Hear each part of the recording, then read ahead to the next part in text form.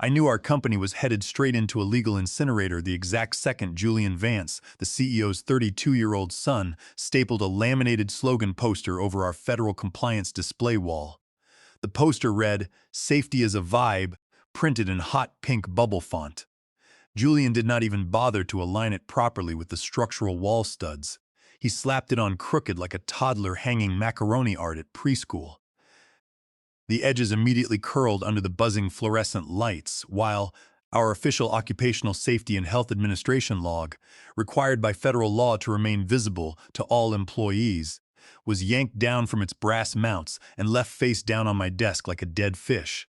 That mandatory log represented 9 consecutive years of spotless inspection history. Every single line item had been verified in triplicate, time-stamped, cross-referenced, and archived in both encrypted cloud storage and physical hard copy binders. But Julian had a bold new vision for Vanguard industrial manufacturing. He openly declared to the morning shift that traditional 3-ring binders were boomer clutter, and that monthly safety walkthroughs were morale killers that drained corporate energy. I bit my tongue so hard it left a deep crescent on the inside of my cheek. If you have ever stood in a high-tonnage stamping facility and watched a young man with a freshly minted online Master of Business Administration degree and 0 industrial forklift clones manually unplug a critical photoelectric beam sensor simply because the flashing red diagnostic light made him feel anxious, then you understand my Tuesday morning. The following Thursday was even worse. Julian personally removed our standardized, steel-reinforced lockout and tagout devices from the main electrical breaker panels on assembly line B. In their place, he distributed bright pink silicone wristbands that he had custom-ordered from an online craft vendor. He announced over the plant loudspeaker that hot pink meant, "Do not touch unless vibes are immaculate." I stood near the heavy hydraulic presses, 50 years old, having spent 15 years of my life building this facility from a 3-room plumbing supply warehouse into a certified aerospace component plant, and I realized that reason had officially exited the building. When I was first hired as Senior Compliance and Environmental Safety Director, our headquarters was little more than a drafty metal structure above a wholesale distribution yard. Over a decade and a half, I built our entire regulatory framework from scratch. I negotiated complex fire inspection corridors with municipal marshals, established strict air quality sampling procedures for heavy metal dust, trained every shift supervisor on emergency containment under Title 29 of the Code of Federal Regulations, and achieved 0 reportable workplace injuries across 3 consecutive federal audit cycles.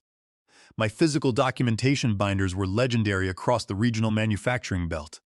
Heavy green covers, color-coded index tabs, thermal laminated incident reports, and multilingual warning placards ensured that every inspector left our facility without finding a single actionable violation.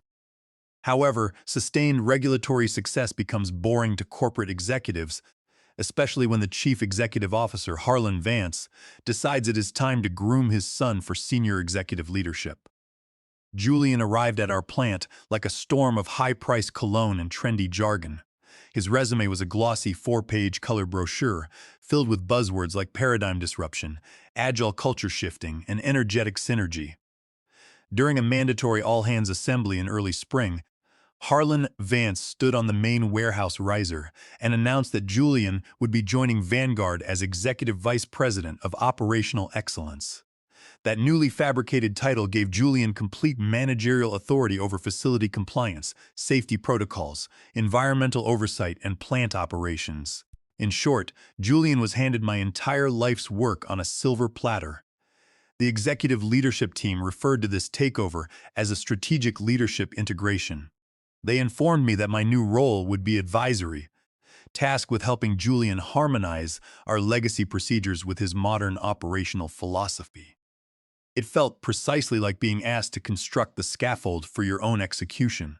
I sat through the announcement with my hands folded neatly over my notepad, my face frozen in a neutral corporate grimace while Julian paced across the stage, bobbing his head and assuring the floor workers that he was all about good vibes and high-frequency productivity. During his first week in charge, Julian asked absurd questions about basic physics and federal statutory mandates. I provided direct, precise legal citations and engineering data. He brushed them aside with a wave of his hand.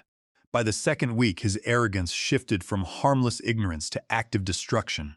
He began purging digital databases without authorization. Archived air quality reports, machine maintenance histories, and hazardous material manifests vanished overnight from the shared network. When I asked our network administrator why 10 years of environmental records had been archived off-site, I was told that Julian had ordered the files deleted because version control was designed for people who fear the future. Next, Julian targeted our emergency evacuation maps. He ordered maintenance to replace our code-compliant, photoluminescent floor diagrams with single-page decorative sheets featuring quick response codes. The codes linked directly to curated online music playlists.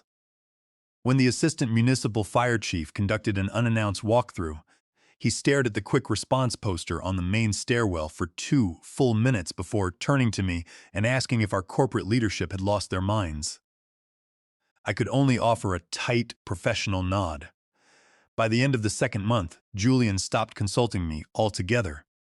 Management quietly reassigned me to a small windowless storage room on the administrative floor, situated directly next to the high-volume industrial printer and across from accounts payable.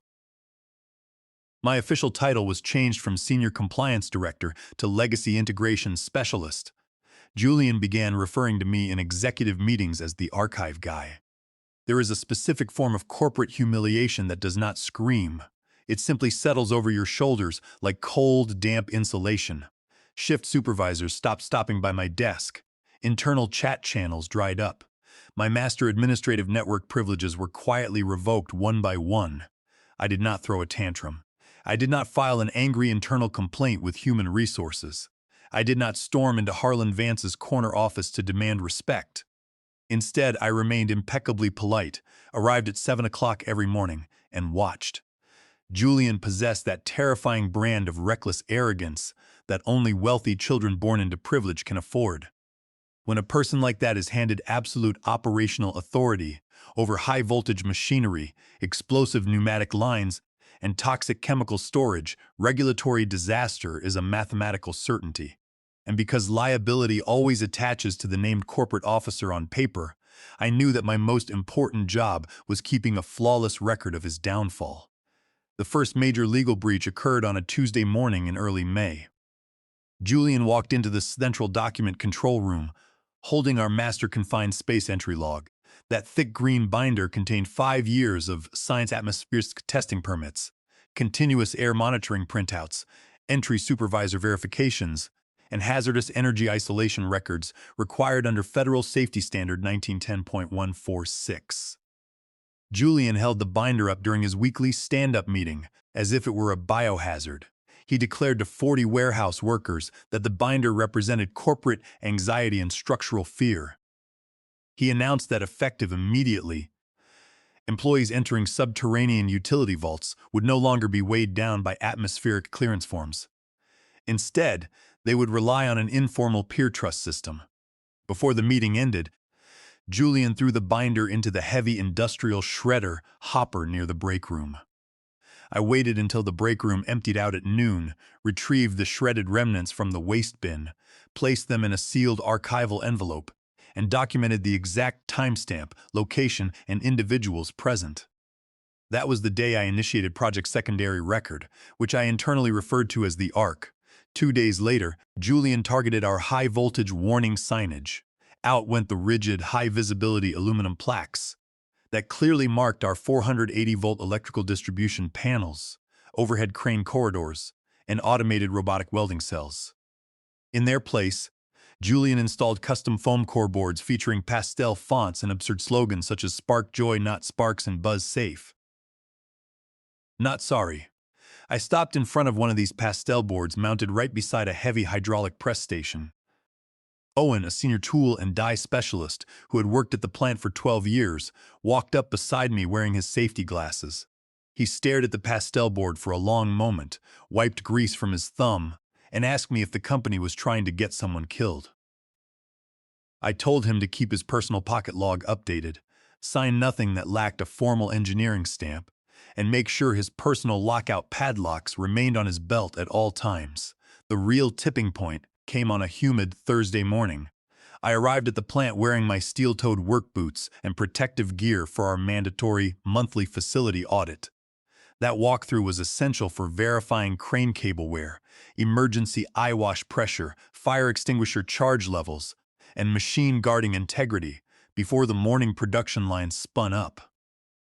When I stepped onto the mezzanine walkway, I noticed the heavy stamping presses were already running at full capacity, vibrating the steel floor grids beneath my feet. My master inspection checklist was still sitting on my desk, unexecuted. Julian appeared behind me holding an expensive organic smoothie. He leaned against the railing, adjusted his designer glasses, and told me that he had officially canceled all recurring compliance walkthroughs. He explained that scheduled audits created a culture of paranoia and distrust among the staff. He announced that Vanguard was transitioning to a self-accountability operational matrix where workers managed their own risk profiles.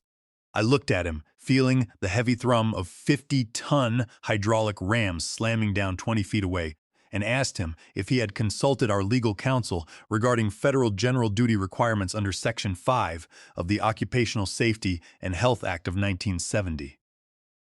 Julian chuckled, took a sip of his smoothie, and said that law firm lawyers were paid to be afraid of their own shadows.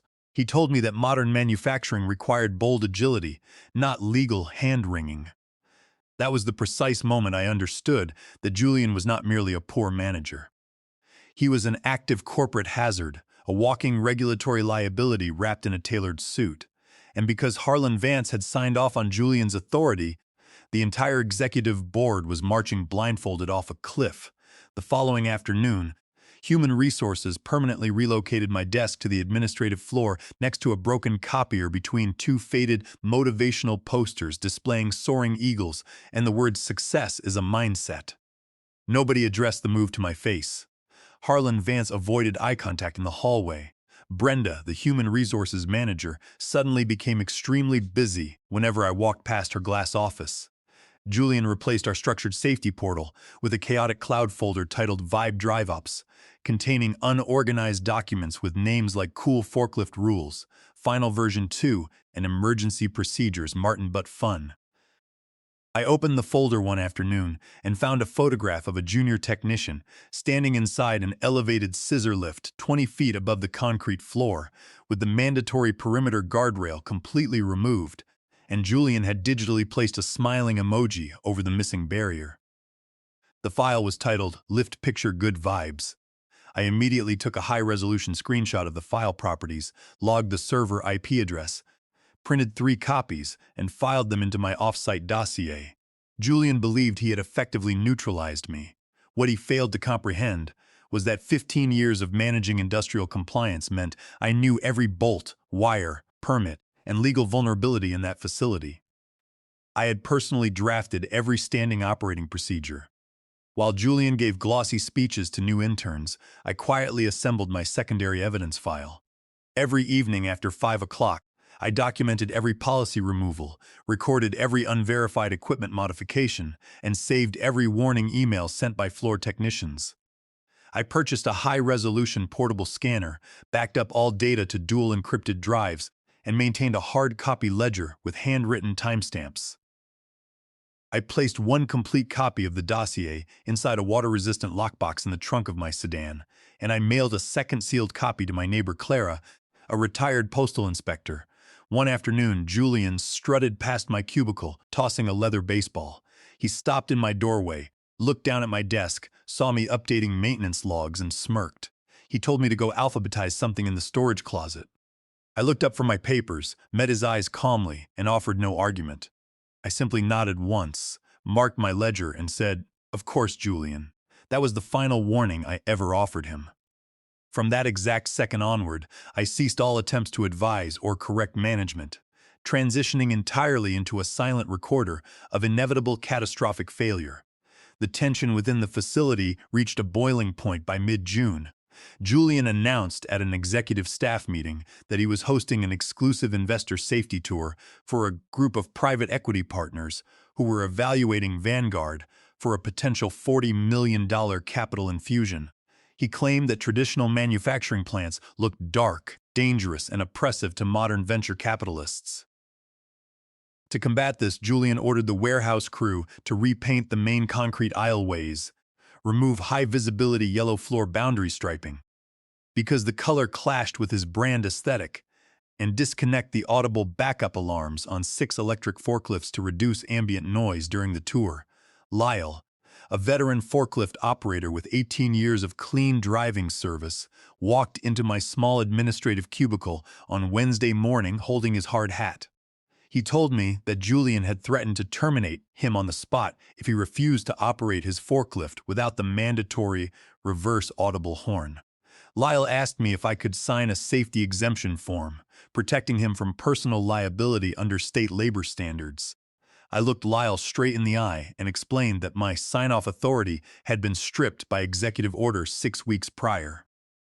I advised him to document Julian's verbal order in his personal pocket notebook, record the exact date and time, refuse to operate any machinery that violated core federal standards under Section 11C of the Occupational Safety and Health Act, and keep his hard copy record safe. The investor tour occurred on a humid Friday morning. Julian paraded 4 venture capitalists in tailored Italian suits through the active fabrication bay. None of the guests were provided with steel-toed shoe covers, protective eyewear, or hearing protection. Julian walked alongside them, wearing a custom white hard hat emblazoned with the words "Disruption Leader." He gestured grandly toward the active stamping presses, explaining that Vanguard had eliminated bureaucratic friction by trusting operators to govern their own workspace environment. While Julian was giving his speech near Assembly Line B, a critical mechanical failure occurred 20 yards away. Stamping press number 4, a heavy 60-ton hydraulic machine, began emitting a high-pitched metallic screech. The main hydraulic fluid line had developed a hairline fracture under extreme pressure, causing fluid to spray across the lower housing. Under our legacy standing operating procedures, any operator witnessing fluid pressure drops was mandated to execute a dual valve lockout and tagout sequence under Federal Colon and Silatuan SLE FR 1910.147. However, during Julian's recent operational redesign, his contractor had removed the physical red emergency stop lever from the press frame because Julian felt the heavy mechanical lever looked outdated. The contractor had rerouted the emergency kill circuit to a flush-mounted floor button painted beige to match the concrete floor tiles. Owen, the lead tool technician on duty, saw the fluid spray and rushed toward the machine to cut the power. But Owen had never been trained on the new floor button setup because Julian had canceled all safety onboarding sessions. Owen frantically pulled a secondary cable nearby, which was no longer connected to the primary power relay, by the time another technician ran across the bay and stomped on the beige floor button. Over 40 gallons of toxic hydraulic fluid had spewed across the concrete walkway, coating the main electrical junction box and causing an intense electrical arc that filled the fabrication bay with acrid blue smoke. The sudden power surge tripped the main breaker, plunging the entire southern wing of the factory into darkness. The 4 visiting investors scrambled backward in panic, one of them slipping on the greasy hydraulic fluid and ruining his $3,000 suit. Emergency lighting failed to illuminate the exit corridors because Julian had ordered the backup battery testing checks skipped to save $400 in monthly vendor fees. Panic rippled through the warehouse as workers stumbled through the dark toward the quick response code posters that provided zero illumination. Fortunately, due to pure luck and the quick action of senior floor workers who knew the building layout by memory, no employees suffered permanent physical injuries. But the near-miss incident was a massive, undeniable regulatory breach. A full hazmat cleanup was required to clear 40 gallons of toxic fluid from the open drainage trench, and the entire assembly line remained offline for 14 hours. I sat in my cubicle listening to the shouting echo down the administrative hallway. Less than an hour after the building power was restored, Julian posted a curated photo to the corporate communication channel. The photo showed him standing alongside the investors in the lobby, all of them holding branded coffee mugs. The caption read, "Overcoming operational friction with agile teamwork. Culture. No limits, unstoppable." He made zero mention of the hydraulic explosion, the electrical arc, the hazmat spill, or the complete failure of emergency illumination systems. I opened my master secondary file, created an entry titled Incident Report Assembly Line, B Hydraulic Blowout, and attached high-resolution facility security camera footage that I had extracted from the secondary backup server. I included the precise timestamps showing that press number 4 had been operated with an uncalibrated pressure relief valve that had been overdue for inspection by 120 days. I printed 3 full sets of the evidence, sealed them in tamper-evident plastic sleeves, and added them to my fireproof off-site storage. The following morning, I received a sudden calendar invitation for a mandatory meeting in Executive Conference Room A. When I entered the room, I found Brenda from Human Resources sitting alongside Stephen, a junior corporate attorney from our outside legal firm.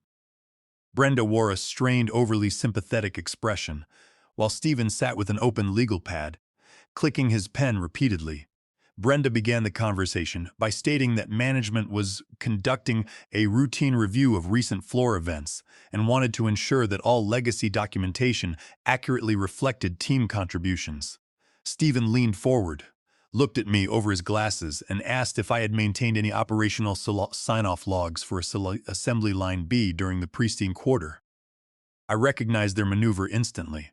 Corporate leadership was terrified that a 40-gallon hydraulic spill and electrical failure would trigger an emergency state inspection, and they were actively searching for a scapegoat. They wanted to determine if they could point to my legacy position and claim that I had failed to maintain oversight of press maintenance schedules. I folded my hands calmly on the conference table, looked directly at Stephen, and stated that my managerial sign-off authority had been formally revoked by Executive Decree 22 weeks ago. I produced a printed copy of Harlan Vance's original announcement memo, alongside Julian's digital reorganization chart, which explicitly stripped my department of operational oversight. I reminded Stephen that my last officially signed inspection audit was dated exactly 6 months prior, at which point all press systems were certified 100% compliant. Stephen slumped back in his chair, rubbing his temples, while Brenda's fake smile completely collapsed. By late July, the corporate atmosphere inside Vanguard Industrial Manufacturing resembled a pressure vessel with a welded safety valve. Julian was growing increasingly frantic.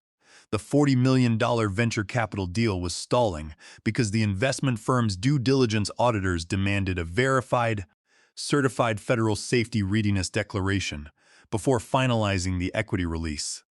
Federal regulatory standards under Title 18 of the United States Code, Section 1001, strictly govern sworn declarations submitted to regulatory bodies or corporate auditors, making any false statement or forged certification a major federal offense punishable by severe civil fines and criminal prosecution.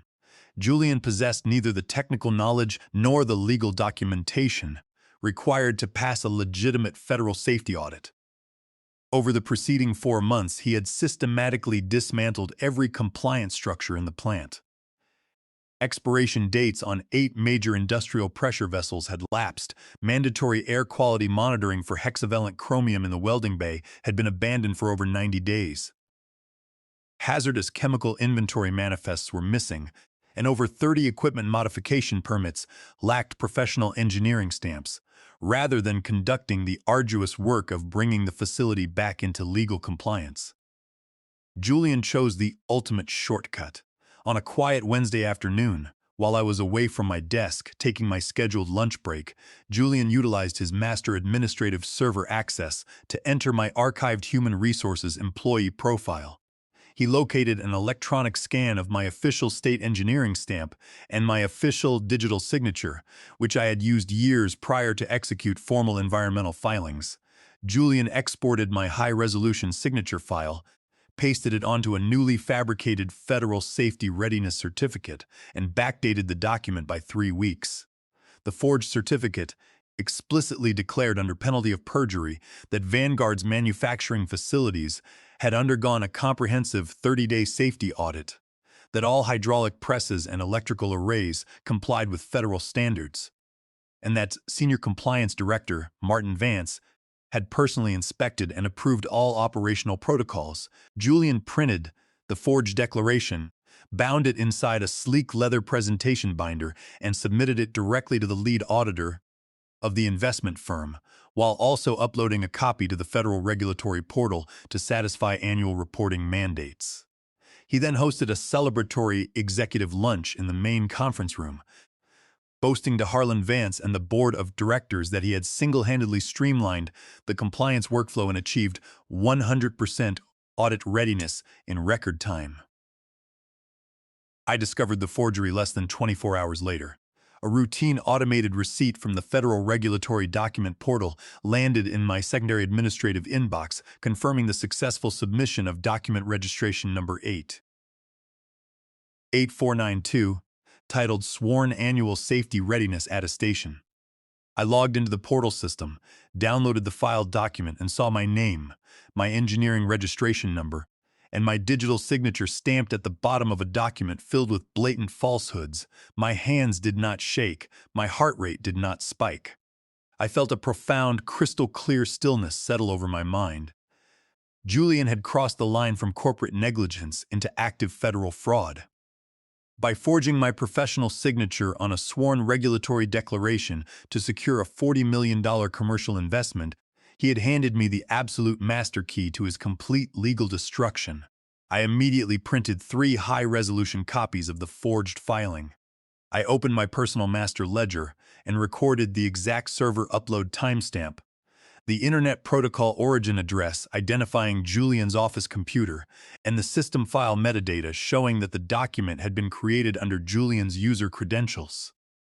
I then accessed my accrued paid time off balance. I had accumulated 5 full weeks of unused vacation time over my 15 years of service. I submitted a formal request for 5 consecutive days of paid leave, scheduling the automated system request to execute at precisely 3 o'clock on Friday afternoon. Before leaving the facility on Friday evening, I executed the final phase of Project Secondary Record. I compiled 3 massive master dossiers. Each dossier contained over 400 pages of undeniable documentary evidence. Side-by-side comparisons of my original compliance logs versus Julian's pastel slogan boards. High-resolution photos of removed electrical lockout devices. Security footage of the Line B hydraulic press explosion. Records of shredded atmospheric testing permits, and the piece de resistance, the forged federal attestation alongside my original unsigned draft.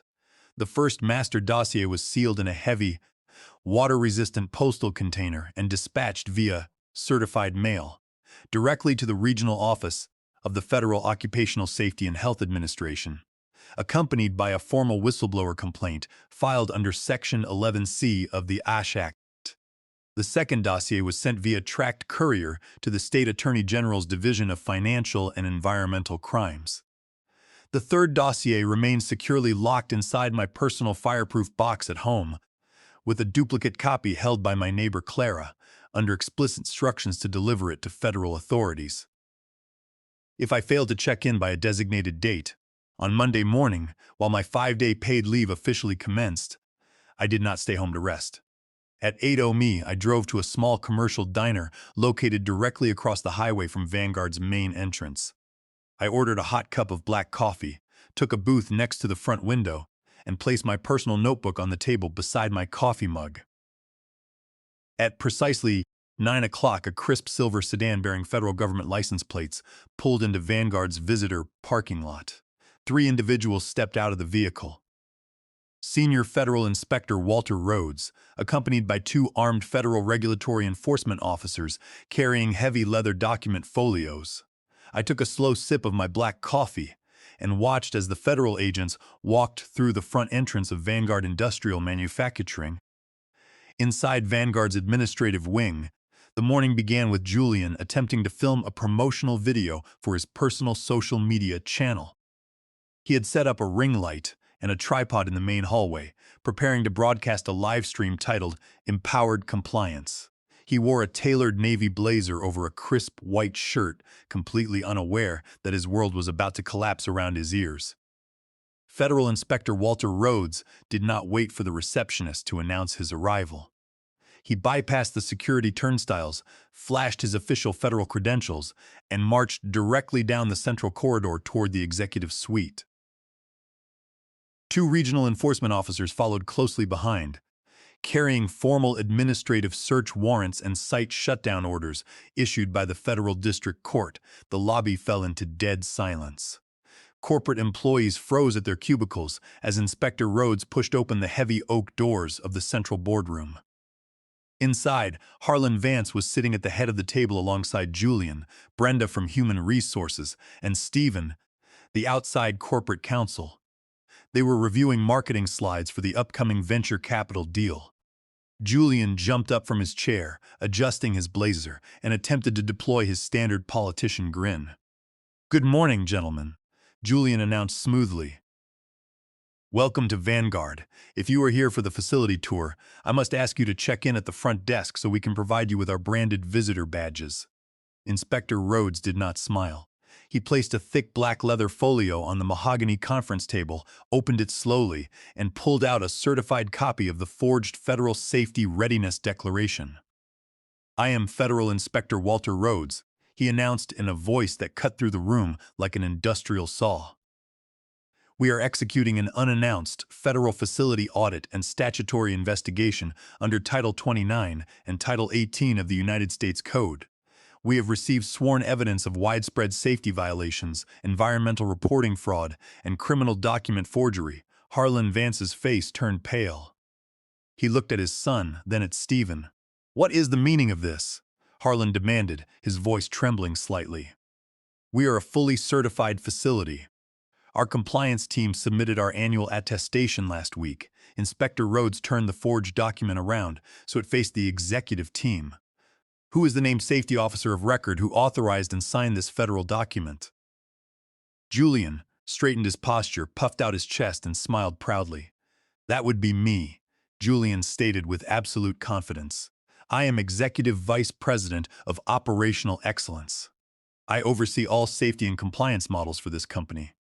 Inspector Rhodes stared at Julian for 3 long seconds. His expression remained completely unreadable, cold as granite. "Is that your signature at the bottom of page 4? Julian hesitated for a fraction of a second, his eyes flicking toward Stephen. "Well, our department executed the filing under our streamlined operational protocol. It represents our collective corporate approval." At that exact moment, the boardroom door opened. I walked into the room wearing my charcoal gray suit, holding a hot ceramic coffee mug in one hand and a thin manila folder under my arm. My paid time off was still active, but I had walked across the highway from the diner the moment I saw the federal vehicles arrive. Julian gasped, his eyes widening in shock. "Martin, what are you doing here? You were on vacation!" I set my coffee mug down on the edge of the conference table, looked calmly at Inspector Rhodes, and introduced myself. "My name is Martin Vance. I served as Senior Compliance Director for this facility for 15 years, until my managerial sign-off authority was stripped by executive decree." Inspector Rhodes nodded politely. "Mr. Vance, did you inspect, approve, or sign the Federal Safety Readiness Declaration submitted on July 22nd? "No, Inspector," I replied clearly. "My administrative network access was revoked on June 8th. My electronic stamp and digital signature were extracted from archived human resources databases without my knowledge or consent, and appended to a document containing over 40 fraudulent statements regarding machine inspection status, lockout compliance, and hazardous material storage." Stephen, the corporate attorney, slumped back in his chair, putting his head in his hands. He knew instantly that the legal defense was completely dead. Forgery of a federal compliance document, combined with an active attempt to secure $40 million in investment funds, crossed directly into major federal felony territory. Inspector Rhodes turned back to Julian, his tone turning ice cold. Mr. Vance, as the named safety officer of record who took personal responsibility for this filing, you are hereby served with an immediate federal stop work order for this entire facility. Effective immediately, all manufacturing lines, pressing operations, and shipping bays are locked down pending forensic engineering inspection. Julian's mouth opened and closed like a landed fish. Stop work order? You cannot freeze our plant. We have $40 million in pending investment contracts. This is just a minor administrative miscommunication. Inspector Rhodes ignored Julian entirely. He pulled a second document from his folio and laid it on the table. In addition to the operational lockdown, the Department of Labor is issuing an immediate civil penalty assessment of $2,800,000 for willful high-gravity safety violations, systemic failure to maintain statutory injury logs, and intentional removal of mandatory physical machine guards. Further criminal referrals regarding document forgery under Title 18, Section 1001 are being transferred to the United States Attorney's Office. $2,800,000. Harlan Vance repeated in a faint, hollow whisper. His face went completely white, all color draining from his skin.